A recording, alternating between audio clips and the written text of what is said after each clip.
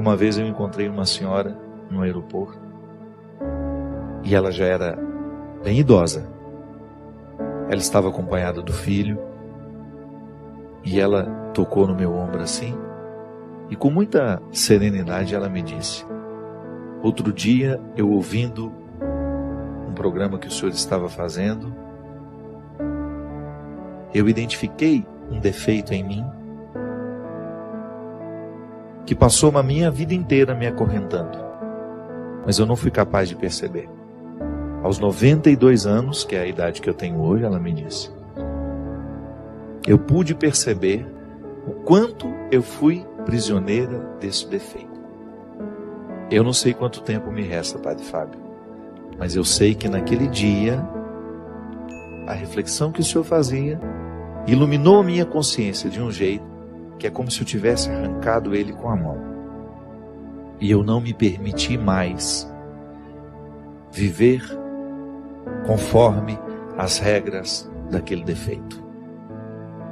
Sabe quando você percebe que você participou do processo do outro? Quantas vezes eu me percebo vivendo sobre as regras dos meus defeitos?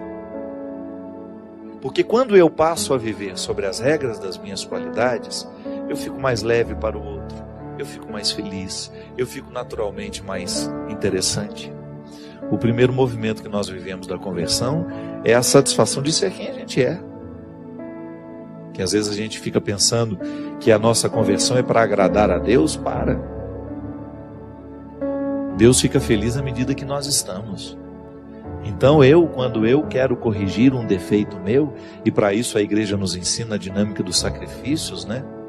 Porque um ser humano que vive adaptado aos seus defeitos, um ser humano que vive sob as regras dos seus defeitos, ele é insuportável. Ele é difícil no trabalho, ele é difícil dentro da família, ele é difícil nas relações amorosas que ele vai viver. Por quê? Porque ele é um porco espinho, né? Está sempre pronto para jogar os seus espinhos nos outros. Ele fica difícil para ele mesmo.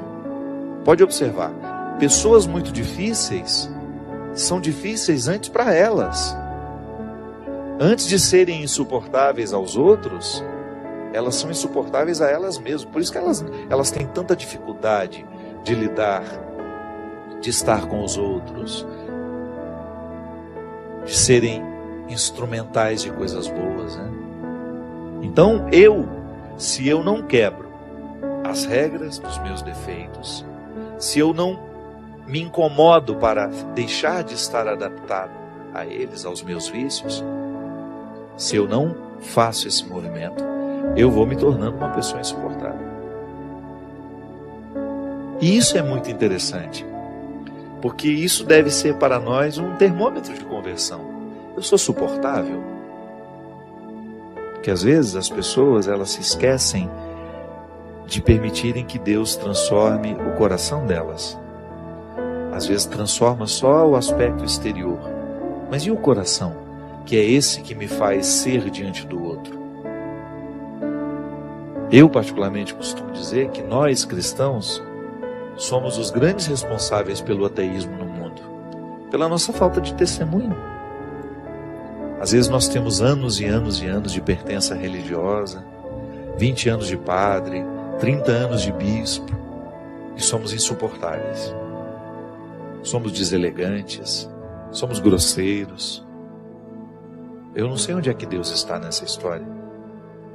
Se o processo de Deus na nossa vida é justamente amansar o nosso coração, é fazer-nos quebrar as regras dos defeitos, é a gente deixar de estar adaptados ao mal.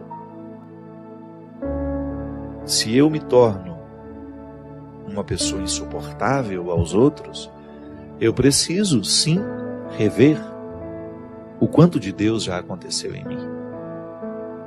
Que conversão é essa que não me torna uma pessoa mais leve para os outros?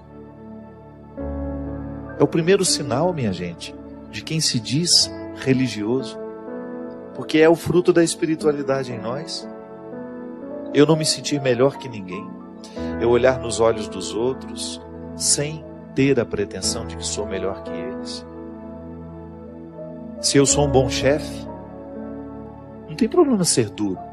O bom chefe costuma ser duro, exigente, mas nunca arrogante. Exigente, mas nunca intolerante.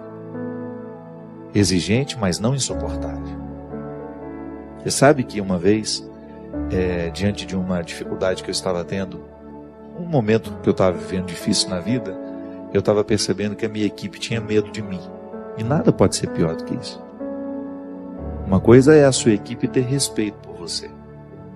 Outra coisa é ela ter medo de você. Quando eu coloco medo nos outros, eu preciso rever com muita honestidade a minha conversão. Não posso compreender isso, sabe? Quando eu, no exercício de ser quem eu sou, eu distrato as pessoas, finjo que elas não existem, que você se acha o melhorzão, o bonzão da história. Quantas vezes nós vemos isso? Ao passar pelo prédio, o porteiro que está ali, meu Deus, esse homem participa da minha vida. Ele pode até não entrar na minha casa todos os dias, mas eu passo por ele todos os dias.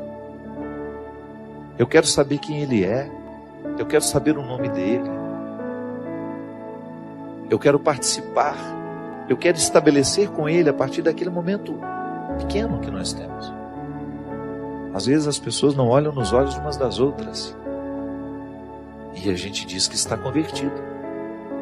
Ou que está em processo de conversão. Tá bom, mas que processo é esse que não acelera a nossa simplicidade, a nossa leveza? Deus às vezes perde a oportunidade de acessar o nosso coração por causa das nossas resistências, ou por causa do cultivo dos nossos vícios. Às vezes, não consegue recrutar o que tem de melhor em si mesmo, vai ficando abatido, é isso. Todos nós, se não cuidarmos, nós vamos perdendo o referencial da realidade, do que de fato nós precisamos fazer. Para quê? Fazer para alcançar o melhor de nós. Eu quebrar as regras dos defeitos, para eu começar a viver sobre as regras das virtudes. Eu ter a sensibilidade, a simplicidade de identificar os meus excessos, aquilo que me torna uma pessoa difícil, e começar a trabalhar. Quanto mais cedo eu começo a trabalhar isso, maior é o benefício, porque é bom a gente viver a conversão. A gente fica mais agradável, a gente fica mais feliz. E esse é o primeiro benefício da conversão.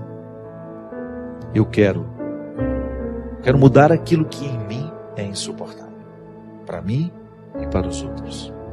Primeiro, porque eu mereço essa transformação. Segundo, porque os outros merecem. E eu estando na dinâmica deste merecimento, os outros também estando, Deus está. Porque Deus se alegra muito quando um filho reconhece o que nele ainda é empecilho para a sua realização. Deus se alegra profundamente toda vez que nós fazemos um movimento de cura, de restauração, de mudança de hábitos. Deus se alegra profundamente toda vez que nós vivemos as consequências da conversão. Porque essas consequências, elas atuam diretamente no nosso caráter. Nós vamos ficando diferentes à medida que Deus entra. Santo Agostinho dizia que até para a gente se sentir arrependido, nós já precisamos estar sob o influxo da graça.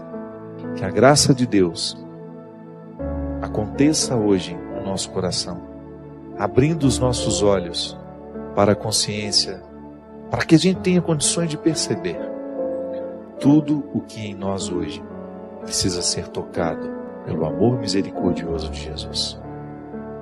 E que a partir desse amor, desta misericórdia, nós possamos voltar ao nosso lugar. Assumir o lugar. Voltar a buscar o que é essencial para que a gente seja o que Deus quer que a gente seja.